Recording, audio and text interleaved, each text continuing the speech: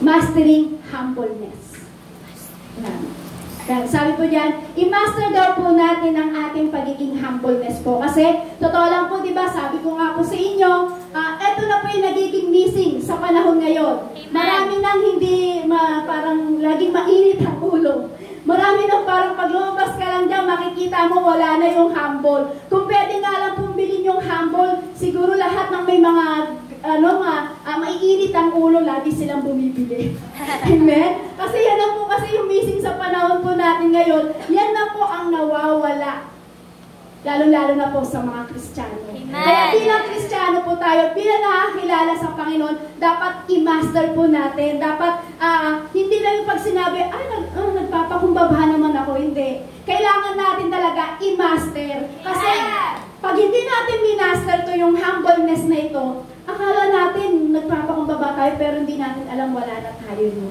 Kaya kailangan every time na ikaw merong parang kakaiba sa puso mo o may kakaiba sa ating isip o kung ano mang merong kakaiba sa paningin mo o sa pandinig mo, kaya kailangan master humbleness. Amen! I-masterin natin ang humbleness kasi yung alam may marinig ka nawawala na yung kababaang loob. Tama po ba? Yung meron ka nga lang makita na hindi mo magustuhan, nawawala na yung humbleness. Amen? Yung meron ka nga lang marinig na sinabi na hindi mo nagustuhan, nawawala na yung humbleness. Kaya sabi ko nga po, kung nabibili ang humbleness, lahat po na maiinit ang ulo, lagi pong bumibili yan.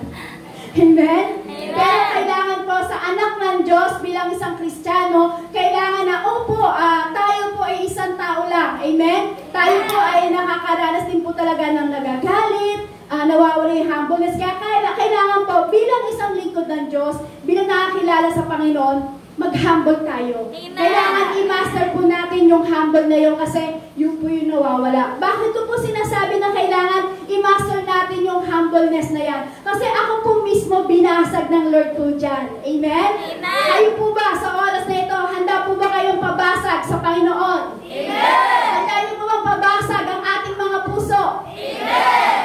Bakit meron po bang matitigas ang puso dito? Amen? Ay, thank you, Lord. Amen. Yan, hindi po ako nagsabi niya na kayo po. Sabi ko nga po kanina, dalangin ko po wala po dito sa Jesus Christ our present help. Pero alam niyo po, mas masaya po ang Lord po dyan. Pag nakikita niya ang anak niya ay umaamin. Ibig sabihin, dinamaster natin ang humbleness pagdating sa harapan ng Diyos. Amen? Yan, tuloy ko po. Ako po kasi mismo po, nang inaaral ko po yan, ako po mismo po binasag po ng Panginoon po dyan. Talagang dinurog niya, talaga yung, sabi ko nga po sa inyo, kung titignan niyo ako mukhang mabait lang, pero hindi po, may pagkamaldita po ako. Yan. Pero sa tulong po ng ating Panginoong Hesus, kung bakit po tayo naglilingkod sa Lord, unti-unti po tayong nire-restore ng Lord at binabago ng ating Panginoong Hesus. Yung lamang po, kailangan i-master natin. Pag hindi po natin i-master yan, hindi po tayo talaga magkakaroon ng humbleness yan. Ako po'y binasag ng Lord, tinuro po ng Panginoon ang aking puso po dyan sa topic na ito.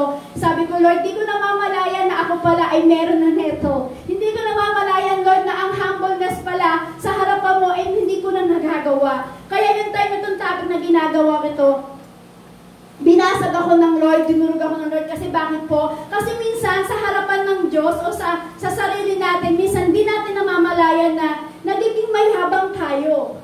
Amen? Kasi tingin natin, ay okay lang naman. Pero sa harapan ng Diyos, minsan nagiging mayabang na pala tayo sa harapan ng Diyos. Minsan, nagiging hambog o nagiging mayabang tayo pagdating sa harapan ng Diyos. Kaya alam niyo po, sabi ko po sa sarili ko, nang tayo nang ginagawa ko yan, sabi ko, Lord, ang puso ko, Lord, baguhin mo. Lord, baguhin mo ako, Lord. Sabi ko sa Panginoon, Lord, yung puso ko matigas, yung puso ko may galit, yung puso ko napakarumi. Sabi ko, Lord, baguhin mo ako, Lord. Gusto ko mag-humbleness pagdating sa harapan mo. Alam niyo po, kasi po sa ating sarili, kailangan tayo po talaga ang hihingi sa Panginoon para baguhin po tayo. Amen. Kasi hindi naman pwede na ang puso natin ay okay lang. Pero, paano matutulungan ng Lord kung hindi natin masasabi sa Lord, Lord, nagpapakumbaba ako sa iyo. Amen po? Amen. Kaya kailangan po bilang isang tao, dapat nandun nandun po yung humbleness po natin. Higit sa lahat, nandun yung kababaang loob po natin pagdating sa Panginoong Hesus. Kasi alam niyo po, sabi ko nga po, sa panahon ngayon, ayan na po ang nawawala, yung humble. Kasi meron lang dyan nakita sa labas, mainit na ang ulo, magwawala na. Amen? Amen. Meron po ba dito nagwawala? Amen. Amen? May nagwawala po? May nagsabing amen. Sabi ko, meron po ba dito nagwawala? May sumagot, amen. Hala. Amen po. Yan. Saan ba tayo napunta? Kasi nagulat ako, may nag-amen eh. Alam niyo po, kaya ngayon po sa panahon po, gusto ng Panginoon ng Jesus po ngayon, i-master natin ang humble. Amen? I-humble po natin ang ating puso pagdating sa Lord. Yan ang gusto ng Lord. Yan ang hinihingi ng Panginoong Jesus sa hapon na ito na i-master po natin yung humbleness na yan. Kasi ang ano po ba sabi po dun sa binasa po natin sa Mateo chapter 5 verse 8, sabi po dun, di ba, kailangan daw po natin yung may pure heart. Sabi yung kailangan natin yung may malinis na puso. Kaya sabi nga po dun, di ba, sa Mateo 5:8, yan, kung gusto nyo po talaga, nakaalam nyo po ang puso nyo, minsan may konting kurit-kurot, kirot-kirot, na hindi natin alam, basahin nyo lang po yung Mateo chapter 5 verse 8. Sabi po dyan, kailangan daw po natin may pure heart. May pure heart daw po tayo kasi kailangan maging malinis ang puso natin pagdating sa harapan ng ating Panginoong Hesus. Kailangan pure heart.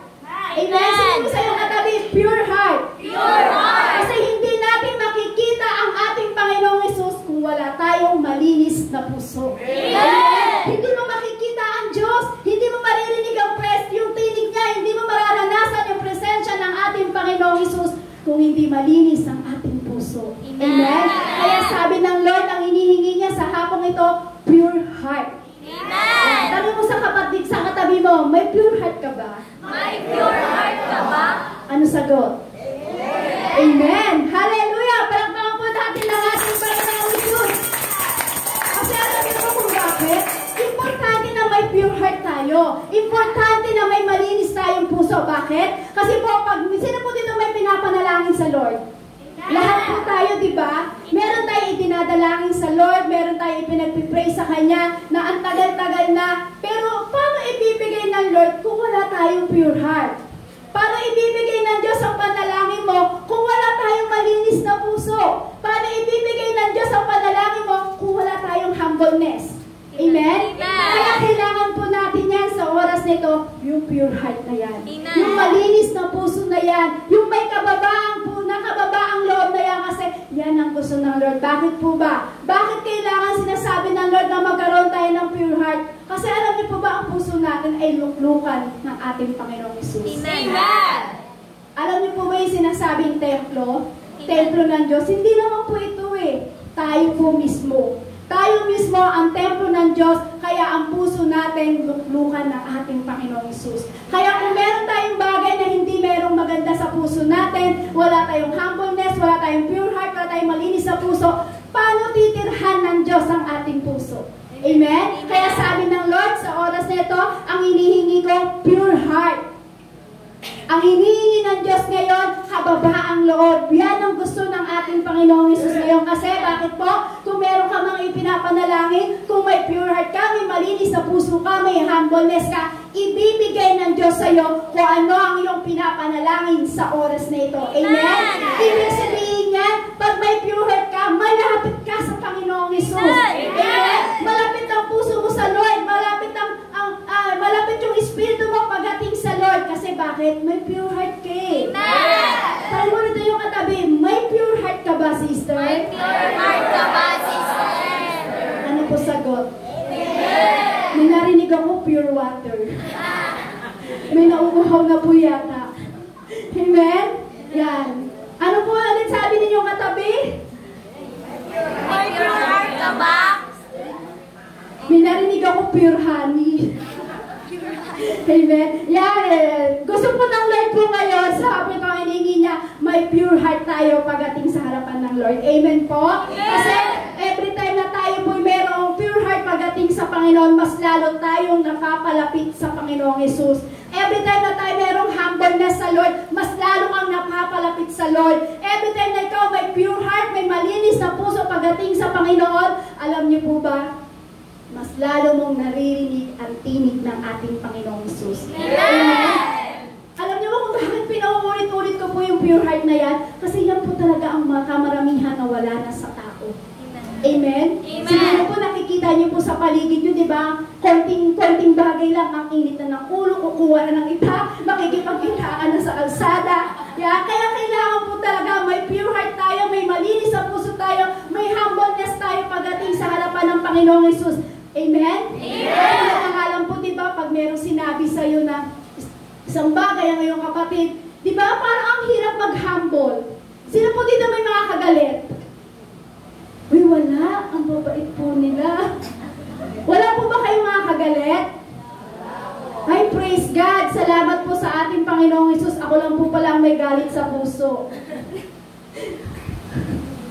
Ayan. Hindi, kasi kailangan po yun. Yan, sige nga po, simulan na nga po natin.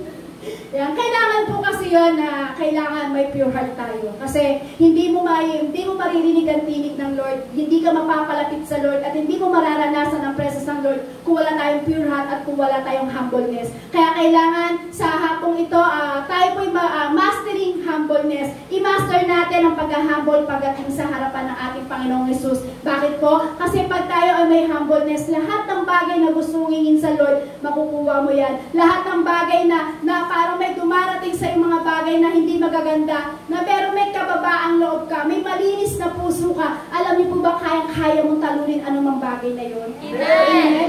Kasi alam niyo po ito lang, napakahirap naman talaga sabihin na Lord, nagpapatawad ako, Lord eh. Pero kahit alam mo masakit yung ginawa niya sa'yo, di ba parang ang hirap sabihin, Lord, nagpapatawad ako. Pero ano sabi ng Lord? Mastering humbleness. Amen. Kasi mabilis sabihin na nagpatawad ka, pero may sugat pa rin sa puso. Amen? Amen? Mabilis sabihin sa bibig, mabilis bitawan sa labi, na sasabihin mo, pinatawad ko naman siya. Okay na, wala nang problema, pero nandun pa rin yung kirot sa puso. Amen? Amen? Kaya kailangan po natin, para tayo daw po ay mapalapit sa Panginoon, mastering humbleness pagdating sa Lord. Sabi nga po sa Lucas chapter 10 verse 21, nang oras ding iyon, si Jesus ay napuspos ng kagalakan sa pamamagitan ng Espiritu Santo. Sinabi niya, salamat sa iyo, Ama, Panginoon ng langit at lupa, sapagkat inilihim mo sa marurunong at matatalino ang mga bagay na ito. Ngunit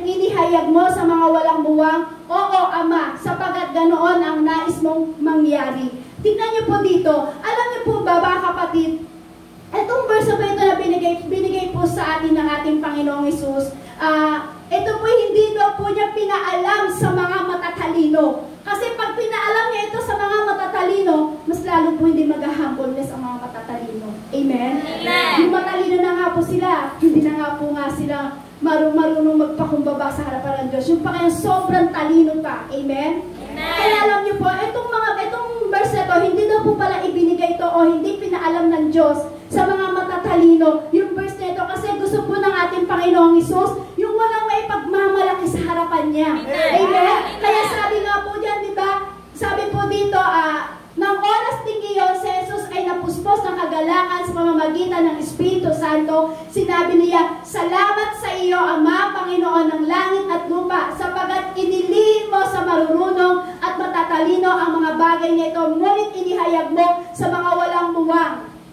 Ano po ba yung walang muwang na yan? Yung parang wala kang ipagmamalaki. Yung wala kang parang kamuwang-muwang sa mga bagay na merong kayabangan sa mundong ito. Kasi alam niyo po ba, kung bakit po inilihim ng Diyos po yan sa mga marurunong? Kasi gusto po ng Lord, yung wala tayong may pagmamalaki sa harapan ng ating Panginoon. Amen? Amen? Kasi yung nga lang matalino ka na, di ba? Sobrang, hindi ko po sinabi na masamang maging matalino. Ibig sabihin po kasi yung talagang, yung talino niya na iginagamit niya na sa harapan ng Diyos para maging mayabang. Kaya itong bagay, itong verse na ito, inilihim po ng ating Panginoong Hesus sa mga marurunong para tayo pong mga walang muwang sa mundong ito, ay magkaroon po ng bagay na may kababaang loob pagdating sa Lord. Amen po? Kasi ang gusto po ng Lord, wala tayong may pagmamalaki pagdating sa harapan ng Diyos. Amen po? Ito yung key, mga kapatid. Ito po yung susi. Kasi tingnan niyo po ito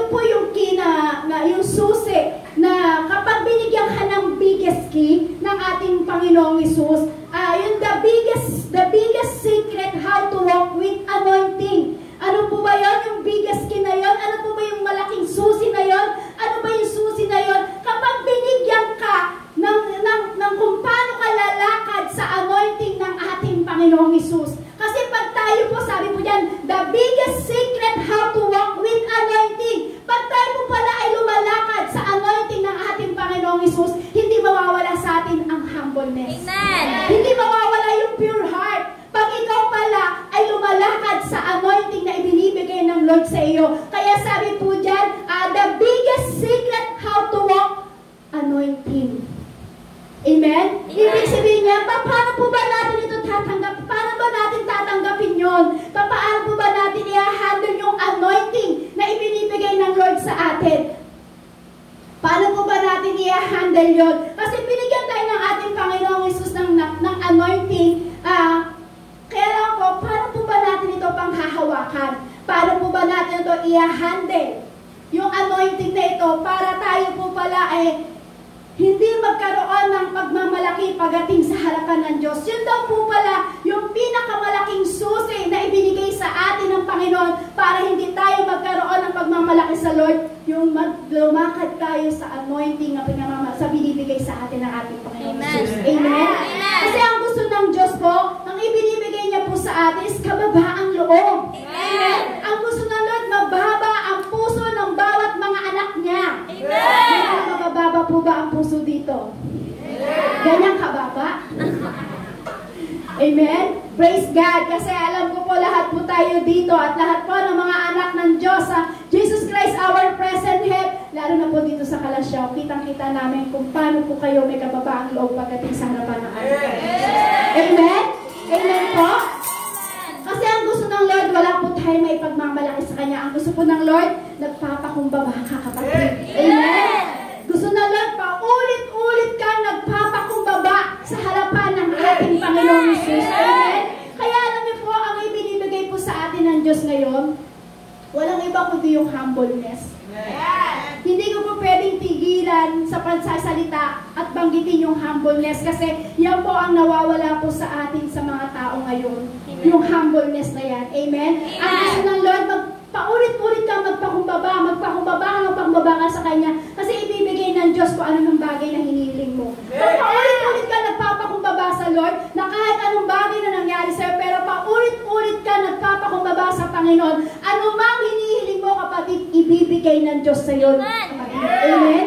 At kaya mo magpakumbaba ka, kapatid. At kaya mo bumaba ng bumaba. Ibibigay ng Diyos sa'yo.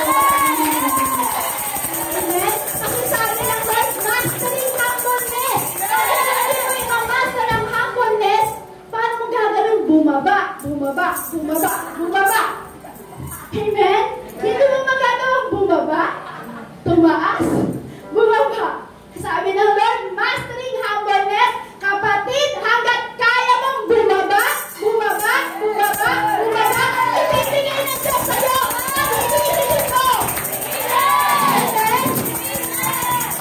Kaya niyo po bang bumaba? Sige nga po, kung kaya niyo nga pong bumaba, hindi spaghetti pababa. Amen?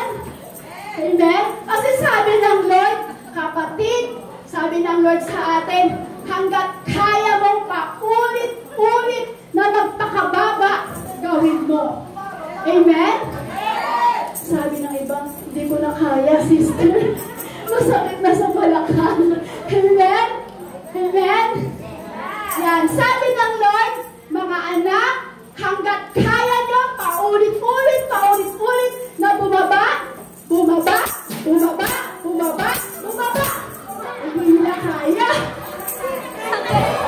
Masakit sa tuhod. Ay, sige po, kahit masakit sa tuhod, ginawa mo. Nakita ng Lord na magpapakababa mo. I-refresh ka na ating Panginoong Hesus.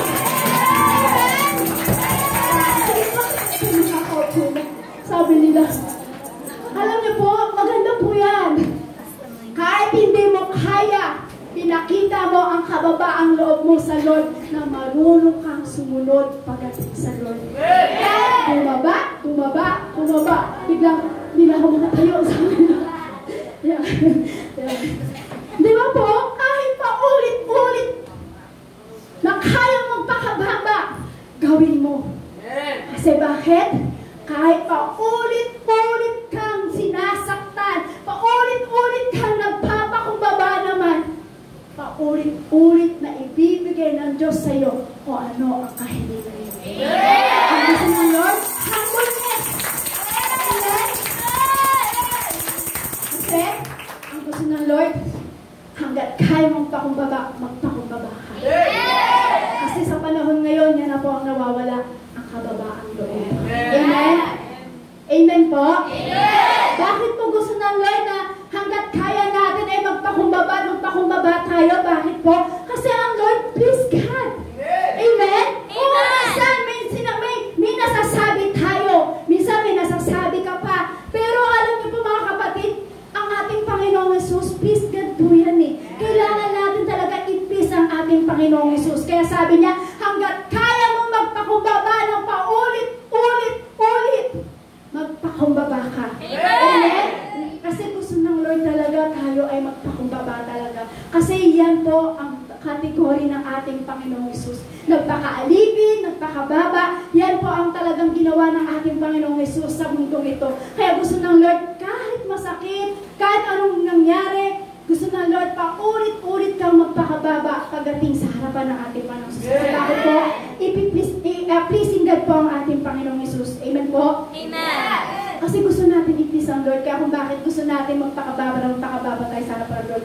Kasi ang gusto ng ating Panginoong Jesus, gusto ng Lord sa iyo, ang gusto ng ating Panginoon sa ating lahat, gusto niya maayos ang puso natin. Kaya sinasabi ng Lord sa atin na, sinasabi ng Lord po sa atin na sinasabi niya po sa atin na hanggat kaya mo magpaulit na magpakababa, kasi ang gusto po ng Lord, maayos ang puso mo. May buhay ka! May malinis ang puso ka!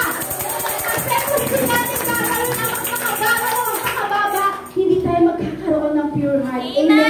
Yan po yung gusto ng ating Panginoong Jesus, magpakababa po tayo kasi gusto niya may pure heart po tayo. Amen?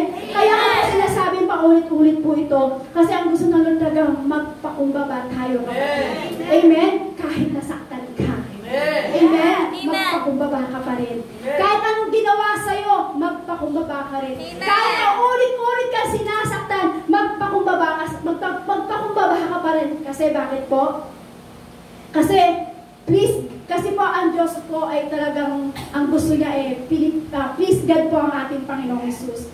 Amen po? Ano po ang gusto ng ating Panginoong Jesus? Kundi ang masunod ng kanyang kalooban. Hindi ang ating sarili. Amen? Amen? Ang gusto ng Lord, masunod ang kanyang kalooban, hindi ang ating sarili. Kaya tingnan niyo po, kung tayo po ay marunong sumunod sa Lord, ang gusto ng Lord, to become childlike. Kung diba ang isang bata po, diba, ang isang bata, diba, sumusunod lang po siya sa kanyang magulang. Pag may inutos ka, sumusunod lang siya sa kanyang magulang. Amen? Ngayon, ang gusto ng Lord, to become childlike. Maging tulad daw tayo ng isang bata. Amen? Gusto ng Lord, maging katulad ka ng isang bata. Bakit po? This is only how you can see God. Kasi nakikita ng Panginoon kung anong meron sa'yo. Amen? Kaya sabi ng Lord, to become childlike. Maging katulad tayo ng isang bata na kahit anong iutos mo, susunod at susunod lang yan sa atin.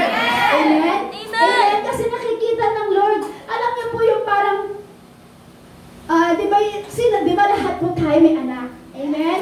Kaya di ba pag may sinabi ka, anak, pahugasan mo nga muna yung pinggan, sumusunod naman po sila, di ba? Minsan nga lang. Ay, nag-react ng mga nanay.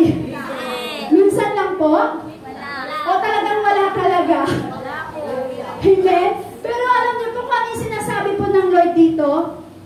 Maging katulad tayo ng isang bata. Kasi ang isang bata, kung ano yung inutos mo, sumusunod lang siya. Parang alam niyo po yung parang inosente. Walang kamuwang-muwang. Amen? Yun ang gusto ng Lord sa atin, mga kapatid. Maging katulad tayo ng isang bata na dapat para tayong sumunod lang na sumunod sa anumang sinasabi ng Lord sa atin. Ano sinabi ng Lord kanina? Kahit pa ulit-ulit kang magpakababa hanggat kaya mo, bumaba ka ng bumaba. Yun ang gusto ng Lord, sumunod ka kapatid. Amen? Gusto niya maging childlike tayo, maging isang bata tayo na parang inosente. Yung walang kamuwang-muwang, na parang susunod ka lang pagdating sa ating Panginoong Jesus. Amen? Yun ang gusto ng ating Panginoong Jesus sa ating buhay. Bakit po? Ang gusto po kasi ng Panginoon sa puso natin, yung hindi ka punong-puno ng karunungan. Amen? Ang gustong-gusto ng Panginoong Jesus sa buhay, sa puso po natin, hindi tayo punong-puno ng karunungan. Hindi ka punong-puno na sobrang talino. Hindi yung sobrang taas na posisyon mo. Kaya sabi ng Lord, kailangan maging katulad kayo ng isang bata.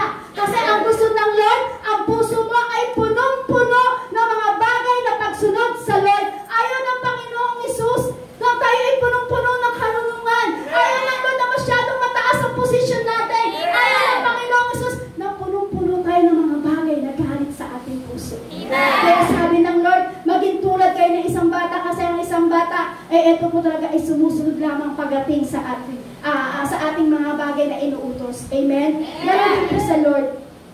Gusto niya sumunod lang po tayo ng sumunod sa Kanya. Amen? Amen. Alam niyo po, ang ating Panginoong puso kasi, ang gusto niya kasi lagi tayong sumusunod sa Kanya. Kaya pilit niyang sinasabi pa, ulit-ulit kang magpakumbaba. Kasi, yun po talaga ang ninakaw ng kaaway sa isang tao. Amen. Yung humble. Kasi si Satan, hindi po siya marunong magpakumbaba. Si Satan, ang alam niya ay mas angat pa siya sa Diyos. Si Satan, ang alam niya mas marunong pa siya sa Diyos. Si Satan, ang alam niya mas makapangyarihan pa siya sa Diyos. Pero alam niyo po, tayong bilang mga anak ng Diyos, ang inuulit ng ating Panginoong Hesus at sinabi po dito sa Lucas, hindi niya po ipinaalam sa mga matatalino. Kasi ang gusto ng Lord, wala tayo may pagmalaki sa Kanyang harapan. Gusto niya maging isang katulad tayo na isang bata na marunong lang sumunod sa mga bagay na inuutos ng ating Panginoong Hesus. Pero alam niyo po si Satan, ang ninakaw niya yung humbleness. Kinuha ni Satan ang kababaang loob ng mga tao para tayo ay magmalaki sa harapan ng Diyos. Pero ngayon sabi po ng Lord, maging katulad kayo ng isang bata. Kasi pag katulad natin ng isang bata, tayo ay may kababaang loob pagdating sa harapan ng ating Panginoon. Amen po? Amen? Amen. Kasi bakit po? Kasi kailangan sabihin natin, Lord, kailangan kita. Lord, kailangan ko. Lord, kailangan ko ang kapangyarihan mo, ang presensya mo. Lord, kailangan kita. Hindi ko kaya, Lord, kung wala ka, Panginoon, hindi ko kayang magpakumbaba. Tama po ba? Magagawa mo po ba magpakumbaba kung merong Diyos sa puso mo? Amen. Amen? Amen po, diba? Hindi mo magagawang mag-humble pag wala si Kristo sa puso mo, kapatid. Kaya sabi ng Lord, ang gusto niya malinis na puso, pure heart ang gusto ng ating Panginoong Hesus. Amen? Kasi gusto niya wala ka may pagmalaki sa Kanyang harapan. Amen po? Kasi alam niyo po, gusto ng Lord, ang gusto po niya, tayo po ay nagtatrust sa Kanya. Tayo po ay nagtitiwala sa Kanya, nagtitiwala tayo sa power ng ating Panginoong Hesus, nagtitiwala tayo sa mga bagay na gusto ng ating Panginoong Hesus. Bakit po? This is how can get glory. Nagpakita po ang ating, nagpakita po sa atin ang ating Panginoong Hesus ng mga bagay kung ano yung pwede natin gawin para tayo ay magkaroon ng humbleness pagdating sa ating Panginoong Hesus. Kasi alam niyo po, ang Lord po ito, sa Kanya lang po yung glory. Kaya kailangan magpakababa tayo. Hindi natin pwedeng agawin ang glory ng Panginoon. Kaya sabi nga po kanina, di ba, dapat tayo ay maging isang tulad ng bata na hindi kailangan na maraming karunungan, hindi kailangan na maraming pamataas ang posisyon, kasi ang gusto ng ating Panginoong Hesus po, siya lang po ang ating ginuglory. Amen? Amen po, siya lang po yung ating ginuglory, hindi tayo pwede i-glory ng mga tao. Amen po? Oo, magaling kang kumanta. Oo, magaling kang sumayaw. Oo, kapatid, magaling ka kung anumang bagay na meron na ginagawa mo sa mga bagay na meron ka sa buhay. Magaling tayo, pero alam niyo po, dapat nandun pa rin po ang kababaan ng loob pagdating sa harapan ng ating Panginoong Hesus. Amen po? Kasi ang gusto niya, siya lang yung ginuglory natin. Amen po? Kasi ang gusto po ng Lord, siya lang po yung ating itinataas, siya yung ating pinaparangalan, higit sa lahat, siya lang po yung ginuglory. Amen? Kaya hindi po pinaalam ng Diyos sa mga marurunong, kasi pag pinaalam niya po yung mas lalo pa silang tataas, mas lalo pa po silang magmamalaki pagdating sa Panginoon. Kaya ang gusto ng Lord, gusto kanyang pagpalain ng may malinis na puso. Ang Panginoong Hesus, gusto niya tayong pagpalain ng may pure heart sa hapong ito. Kung ano man pinag-pray mo sa hapon na ito, ibibigay ng Lord yan. Pag nakita niyang meron kang pure heart pagdating sa harapan ng ating Panginoong Hesus. Gusto na Lord, mas lalo tayong mag-humble sa ating Panginoong Hesus, kasi ano mang hinihingi mo sa Panginoon, ibibigay ng Diyos po yan pag nakita niya na tayo po ay nag-humble pagdating sa harapan ng ating Panginoong Hesus. Amen po? So alam niyo po, kung di ayos ang puso natin, hindi natin makukuha yung bagay na pinagpipray po natin sa ating Panginoong Hesus. Kaya kailangan, wala po tayo may pagmamalaki sa Panginoon. Ngayon po, ano po ibig ko sabihin? Kailangan na maging katulad tayo ng isang bata. Sabi po dito, what it means to be childlike faith. Sabi po sa Mateo chapter 18 verse 2 to 4, tumawag si Jesus ng isang bata, pinatayo sa gitna nila at sinabi, tandaan ninyo kapag hindi kayo nagbago at naging katulad ng mga bata, hindi kayo makakapasok sa kaharian ng langit. Ang sinumang nagpapakababa na gaya ng batang ito ay siyang pinakadakila sa kaharian ng langit. Isipin niyo po yun, sabi po dyan, ang sino daw pong nagpapakababa na gaya ng batang ito ay siyang pinakadakila sa kaharian ng langit. Ibig sabihin, napakadakila mo sa kaharian ng langit pag ikaw ay merong kababaang loob. Amen? Kasi yan po ang gusto ng ating Panginoong Hesus. Yan po yung gusto ng ating Panginoon, childlike. Gusto niya maging tulad tayo ng isang bata. So, ano po ba ibig sabihin po yun? So, ano po ba yung gusto ng Lord? Maging childlike po tayo. Kasi bakit po? Sayang po kasi yung pagpunta po natin sa church. Kundi tayo magpapakumbaba pagdating sa harapan ng Panginoong Hesus. Amen po? Amen. Hindi katulad ng isang bata po, di ba, na pagka inutusan mo ay susunod, yun ang gusto ng ating Panginoong Hesus. Amen po? Amen! Huwag kasi, ayaw kasi ng Lord na Lord, kaya ko naman eh. Lord, kahit di kita kailangan, kaya ko naman. Pero sabi ng Lord, sabi niya po dyan, what it means to be childlike faith. Gusto niya kung ano ang pananampalataya ng bata. Yun din po ang pagiging pananampalataya po natin. Yun po ang gusto ng Panginoong Hesus, yung meron tayong kababaang loob. Amen? Amen. Sabi nila, bakit kaya si sister paulit-ulit sinasabi ang kababaang loob? Yun po yung itinatanim natin sa puso natin. Kasi kailangan i-master natin talaga ang kababaang loob na yan. Kasi sabi nga po dyan, ang nagpapakababa na gaya ng batang ito ay siyang pinakadakila sa kaharian ng langit. Ibig sabihin pala, pag tayo pala ay merong kababaang loob, napakadakila natin sa kaharian ng ating Panginoong Hesus. Amen? Amen? Kasi ito ang gusto ng ating Panginoong Hesus po sa ating buhay. Kasi ang Lord po, kailangan, sabi niya, kailangan maging katulad tayo ng pananampalataya ng isang bata. Paano po ba yun? Yung parang isinusurrender mo lahat.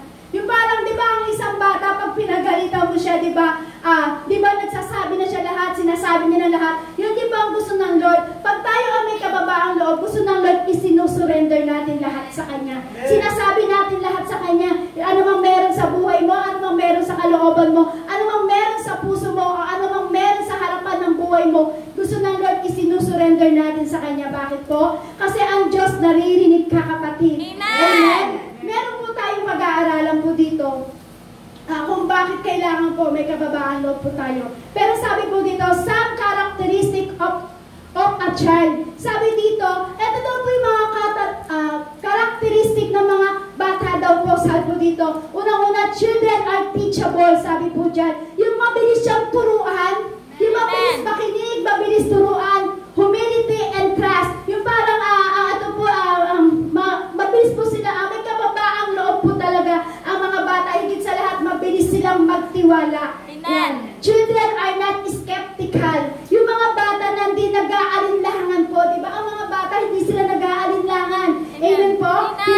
Mabilis po silang magtiwala sa kanilang mga magulang. Ganon din po ang gusto ng Lord. Sabi niya, some characteristic of a child. Sabi po dyan, ang gusto ng Lord, ganyan ka rin, kapatid. Mabilis kang turuan. Meron kang kababaan loob at mabilis kang magtiwala sa Lord. At ibig sabihin po niyan, hindi ka nag-aalinlangan. Sabi niya, children are not skeptical. Ang gusto ng ating Panginoong Hesus, ikaw ay hindi nag-aalinlangan. Amen? Yan daw po yung karakteristik ng isang bata. Bilang ikaw anak ng Diyos, yan ang gusto ng ating Panginoong Hesus. Mabilis kang turuan. Mabilis kang, meron kang kababaang loob at mabilis kang magtiwala sa Lord. At higit sa lahat, hindi ka nag-aalinlangan pagdating sa harapan ng ating Panginoong Hesus. Bakit po?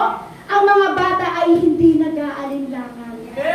Amen? Hindi katulad ng mga sabi nila, hindi daw katulad ng mga nagkaedad na, nag-aalinlangan na. Pero sa anak ng Diyos, walang nag-aalinlangan. Amen?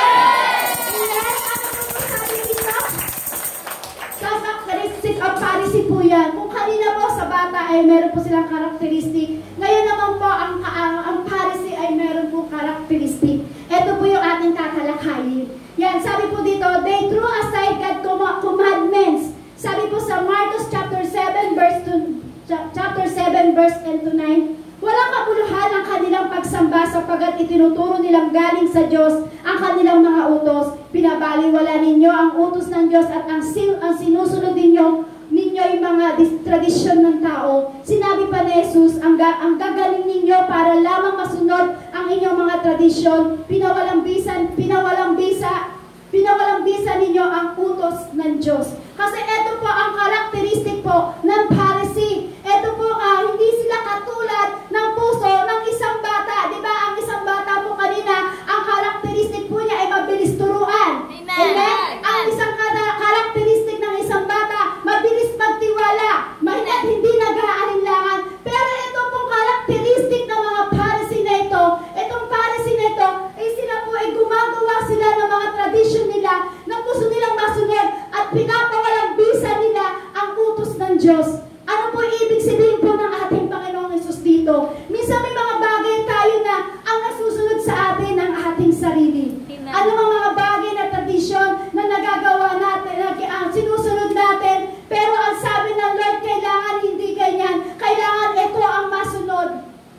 Pero minsan dahil sa tradisyon natin mga tao, napapawalang bisa ang salita ng ating Panginoong Hesus. Yan daw po ang mga karakteristik po ng Pharisee dito po sa Biblia. Ito po ay kwento po sa Biblia. Ano pa daw po ang karakteristik ng Pharisee? They were more concerned with outer purity rather than the purity of the heart. Sabi po sa Lucas chapter 11 verse 39, sinabi sa kanya ng Panginoon, kayong mga Pariseo, hinuhugasan ninyo ang labas ng baso at ng pinggan, ngunit ang loob ninyo ay punong-puno ng kasakiman at kasamaan. Ano po ba ang ano ng Pharisee po dito? Ang Pharisee po dito, ang ibig sabihin po niyan, hinuhugasan nila ang labas ng baso at ng pinggan, pero ngunit ang loob ninyo ay punong-punong kasakiman at kasamaan. Ano po ba ibig sabihin niyan? Minsan po tayo po nagsasalita o nag-share po. Pero minsan ang puso natin ay punong-puno ng sama ng loob.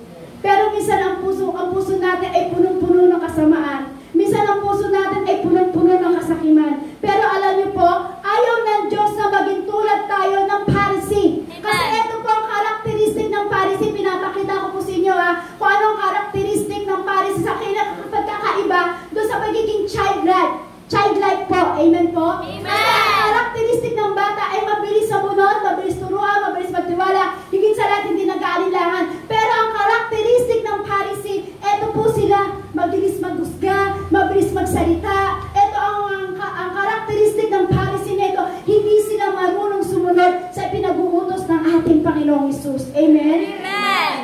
Kasi alam niyo po, ang gusto ng Lord, tayo po talaga ay hindi maging katulad ng Pharisee. Amen? Kaya sa oras na ito, kung meron man sa puso natin, kung meron man tayo mga bagay na parang katulad sa Pharisee, bunutin na po natin agad. Amen? Ipaayos na natin agad sa Panginoon. Kasi bakit? Kasi kung hindi po natin ito papaayos ka agad sa Panginoon at hindi natin ito papabunot sa Panginoon, alam niyo po ba, tutubo lang ang tutubo yan. Amen? Amen! Kaya sa oras na ito, kapatid, kung meron mang bumubuo sa isip mo, sa puso mo na binubuo ng kaaway sa oras na ito, alisin mo na yan agad. Pabulot mo na yan agad. Kasi ayaw ng Lord na maging katulad tayo ng Pharisee. Ang gusto ng Lord maging katulad ka ng isang bata na mabilis turuan at mabilis magtiwala at marunong magpakumbaba sa harapan ng ating Panginoong Hesus. Kaya kapatid, kung meron mang binubuo dyan ng kaaway sa puso mo, sa isip mo, pabulot mo na agad dyan. Patanggal mo na yan kaagad dyan. Bakit? Kasi anumang binubuo ng kaaway at hindi mo kaagad pinatanggal yan, tutubo yan kapatid. Amen? Amen? Amen. Kasi ang kailangan po natin, ipabago natin ang puso natin pagdating sa Lord. Amen? Amen? Amen. Kasi ang gusto ng Lord, may malinis tayong kalooban, may malinis tayong puso pagdating sa harapan ng ating Panginoong Hesus. Kasi ang Diyos pong ito, ayaw niya tayo maging katulad ng Pharisee. Ang gusto niya maging katulad ka ng isang bata na marunong sumunod at marunong magpakumbaba sa harapan ng ating Panginoong Hesus. Jesus. Amen po? Amen. Kasi ang gusto ng Diyos po sa atin ngayon, ano man pinagpipray mo sa ating Panginoong Jesus, ibibigay ng Lord yan pag ikaw ay marunong magpakumbaba sa ating Panginoong Jesus. Amen. Ngayon, ano po ba ang kailangan natin ngayon sa buhay po natin? Kailangan natin yung change your thought. Kailangan mag-change tayo kasi hindi tayo dapat maging katulad ng Pharisee. Kasi ang Pharisee na to ay punong-puno na sama ng loob at punong-puno ng kasamaan ang kanilang puso. Kaya sabi ng Lord, maging katulad kayo ng isang bata. Ang gusto ng Lord, maging childlike kayo. Kasi bakit po? Ang gusto ng ating Panginoong Jesus, may pure heart ka, may malinis na puso ka. Yun ang gusto ng ating Panginoong Jesus. Kaya sa oras na ito, anumang merong bumubuo sa isip mo, sa puso mo, bunutin mo na yan kaagad. Ipaayos mo na yan kaagad sa Lord. I-change mo na yan. Palitan mo na yan ng isang katulad ng isang bata. Amen? Amen. Kasi alam niyo po, pag hindi natin yan pinaalis at hindi mo binulot yan, mangingiklog lang yan. Di ba? Di ba pag nangingiklog, dumadami. Di ba ang lamok nga po, pag dumapo lang sa tubig at nag-stay siya doon, marami siyang iklog, marami ng dengue. Amen? Kaya ibig sabihin yan, gusto ng Lord, ipabunot mo na yan ngayon. Ang gusto na huwag kang maging katulad ng Pharisee na maraming kasamaan, maraming kasakiman sa puso. Ang gusto ng Lord, ipaayos mo na yan, kapatid. Amen? Kasi pag hindi mo yan pinabunot, mangingiklog lang yan at dadami ng dadami yan. So ano kailangan natin? Kailangan natin bantayan ang ating mga puso, kapatid. Amen? Kaya ano pa po yung sabi ang characteristic ng Pharisee? Sabi diyan, they touch on her which is good, but more important matters like justice, the love for God were overlooked. Sabi po dito. Sabi po diyan sa Matthew chapter 23 verse 23, kahabag-habag kayo mga tagapagturo ng kautusan at mga Pariseyo, mga mapagkunwari, nagbibigay kayo ng ika-10 bahagi ng maliliit na halamang tulad ng verbena, ruda at lingam, ngunit kinalilitaan naman ninyong isagawa ang mas mahalagang turo sa kautusan, ang katarungan, ang pagkahabag at ang katapatan. Dapat ninyong gawin ang mga ito nang hindi kinakaligtaan ang ibang utos. Ayan daw po yung karakteristik ng Pharisee po. Kasi ano po ba ibig sabihin nito? Kasi po ang mga Pharisee po ito, nagbibigay po sila ng ika-10 po, 10% po nila. Alam niyo po yung 10%? Amen. Yan, ito po yung pinapakita ko po yung karakteristik po ng isang Pharisee. Itong mga Pharisee na ito, binibigay po nila yung kanilang ika-po, yung 10% po nila, ibinibigay po nila yun sa Panginoon. Pero yung ibinibigay po naman nila ay hindi naman po makatarungan. Amen? Amen.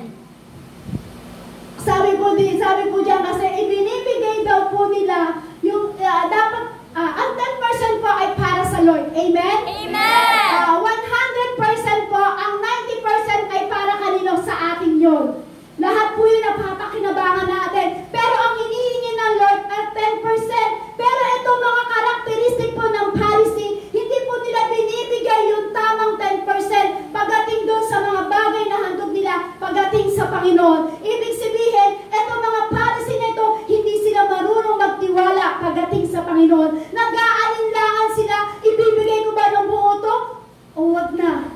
Kaya sabi ng Lord, maging childlike ka. Kasi ang bata, mabilis turuan. Ang bata, mabilis magtiwala. Higit sa lahat, ang bata, hindi nag-aalinlangan. Pero itong mga Pharisee na to, nag-aalinlangan sila. Doon sa 90%, napakalaki na. Pero yung 10%, kinukulangan pa nila. Hindi makatarungan yung ibinibigay ng Pharisee na ito. Itong 10% na ito para sa Lord po. Amen? Amen po. Kasi kailangan ibigay po ito ng Pharisee po. Kaya sabi ng Lord, maging tulad ka ng isang bata at huwag tayo maging katulad ng isang Pharisee. Huwag daw po tayong tumulad sa Pharisee kasi dapat maging tapat tayo sa pagbibigay pagdating sa Lord. Kasi itong Pharisee nito, hindi po sila marunong tumupad. Hindi po sila marunong tumupad sa ibinibigay na sinasabi ng Lord, 10% para sa Lord. Hindi po sila marunong tumupad. Kaya ang sabi ng Lord, maging katulad ka ng isang bata. Kasi ang isang bata, hindi nag-aalinlangan. Kahit ibigay niya ang 10% para sa Panginoon, hindi siya nag-aalinlangan na maubusan siya. Dahil itong karakteristik ng Pharisee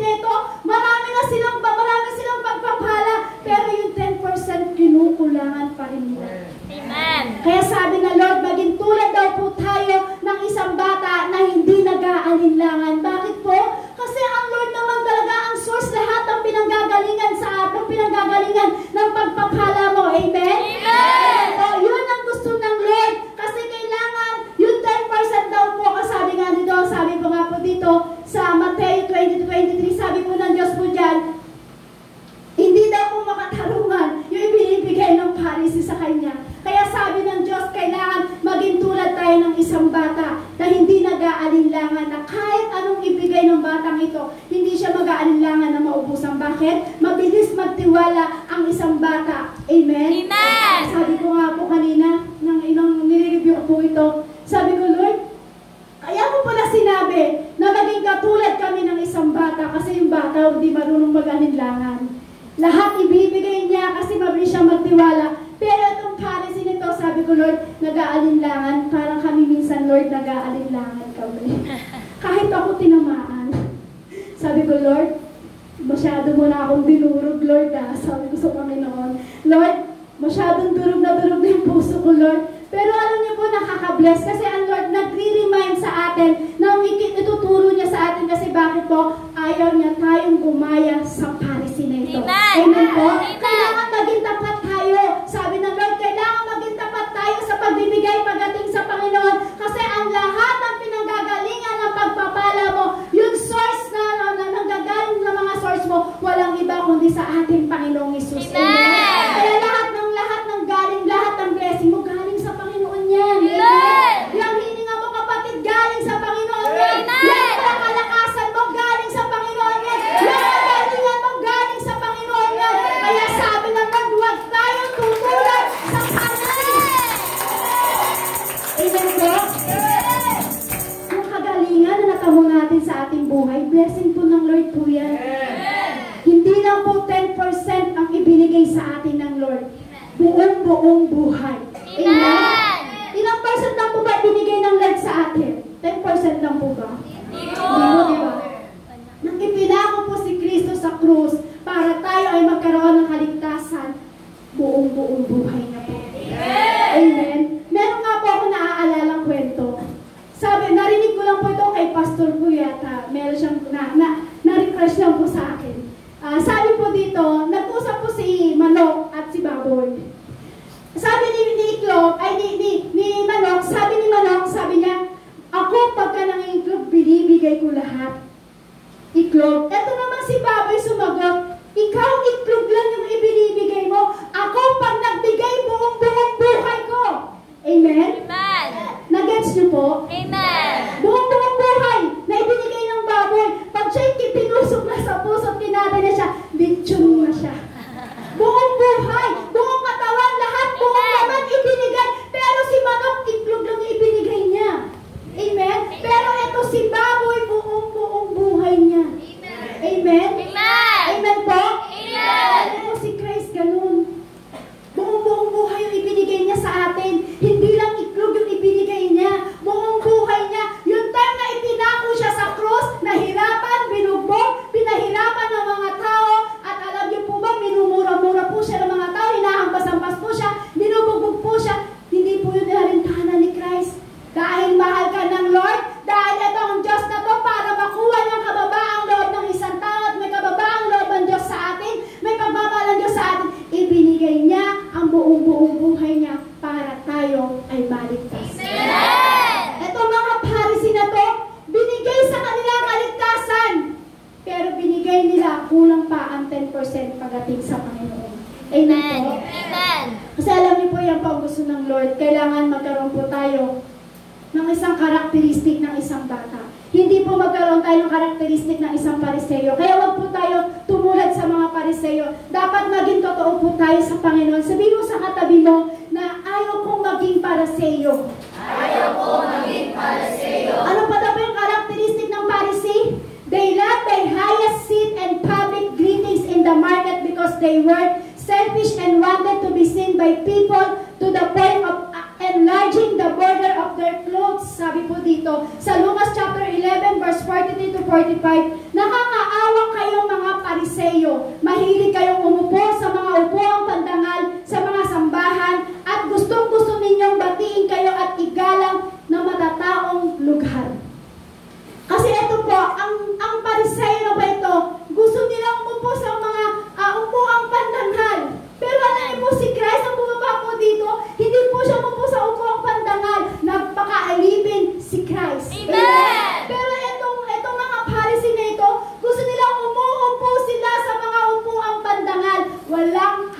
humbleness. Walang kababaang loob. Amen. Ang gusto ng Lord po kasi, gusto may kababaang loob tayo. Kasi yung mga Pariseo to, gusto nila sikat sila. Kasi gusto nila sikat sila, mataas ang posisyon nila. Gusto nila sa gitna ng kasikatan nila, sila ay nakaupo doon. Gusto nila mataas ang posisyon nila. Ganon ang karakteristik po ng Pharisee. Kaya ang Lord po nagre-remind sa atin, humbleness, humbleness, humbleness. Kasi ang gusto ng mga Pharisee mataas. Amen? Gusto nila mataas ang mga kanilang posisyon. Gusto nila sinasabihan sila, na ikaw, okay ka, ikaw ang lahat, napakaganda, lahat ng ginawa mo. Yun ang karakteristik ng isang Pharisee. Gusto nila, lagi silang pinipraise. Amen. Amen? Amen. Kaya sabi ng Lord, maging katulad ka ng isang bata na may malinis na puso at may pure heart. Amen po? Amen. Amen, kasi ang bata nagtitiwala lang at merong kababaang loob pagdating sa Panginoong Hesus. Amen po? Amen. Kasi ito po mga Pariseo na to, gusto nila yung may upuang pandangal. Gusto nila yung parang puputungan sila ng corona. Di ba? Kasi pag ikaw, di ba, pag sobrang yabang mo at wala kang humbleness, di ba gusto mo nasa upuang pandangal ka lang? Yun po kasi yung karakteristik ng Pariseo. Pero alam niyo po, sa mga anak ng Diyos, wala po yan. Amen? Sa mga anak ng Diyos ay patuloy nagkakaroon ng kababaang loob pagdating sa Panginoong Hesus. Amen? Amen. Pero alam niyo po sa Panginoon ngayon, at the same time po, ganyan po yung nangyayari. Kahit Christian po, gusto niya uupo siya sa upuang pandangal. Pero sabi ng Lord, magkaroon po tayo ng isang puso, ng isang bata. Amen? Amen. Lagi po tayo magpapaayos sa Panginoon. Kung ganyan ang puso po natin, ganyan yung heart natin, hindi tayo mababago. Kung katulad ng Pharisee ang puso natin, gusto laging mataas, gusto lagi siya ang kinikilala, gusto siya ang pinipraise, walang humbleness, walang kababaang loob, hindi tayo mababago, kapatid. Amen. Amen? Ang gusto ng Lord, katulad ng isang bata na may kababaang loob. Amen. Gusto ng ating Panginoong Hesus. Kasi alam niyo po minsan, pag gusto mo na sa upang pandangal kang, iuhuli tayo ng Lord. Amen. Gusto niyo po bang ihuli kayo ng Lord? Ayaw po. Ayaw niyo po bang ihuli kayo ng Lord? Ayaw po. Kung ayaw po natin, ang gusto ng Lord, maging katulad tayo ng isang bata na may kababaang loob. Ayaw ng Lord na naging Pharisee tayo. Amen? Amen. Amen po? Amen. Kaya kapag ang ganyang puso't isipan po natin, hindi po talaga tayo pipiliin ng Diyos at hindi ka babaguhin ng ating Panginoong Hesus. Ang gusto ng Lord po, mga kapatid, bantayan natin laging natin ang ating puso. Amen. Bantayan natin lagi ang ating mga sarili. Lagi naman tayong nire-remind ng Lord. Tama po ba? Amen. Lagi po ba tayo nire-remind ng Lord na magpakumbaba ka, kapatid? Amen. Amen? Amen. Lagi ka nire-remind ng Lord, dapat may malinis na puso ka. Amen? Amen. Kasi paano po ba yun? Halimbawa po, nagbigay ka ng 1 million sa church, walang nakakita. Walang nakakita. At ay, okay lang yun. Pero bakit gano'n? Nagbigay ako ng 1 million doon. Pero walang nakakita. Pero alam niyo po, kahit nagbigay ka ng 1 million at walang nakakita, pero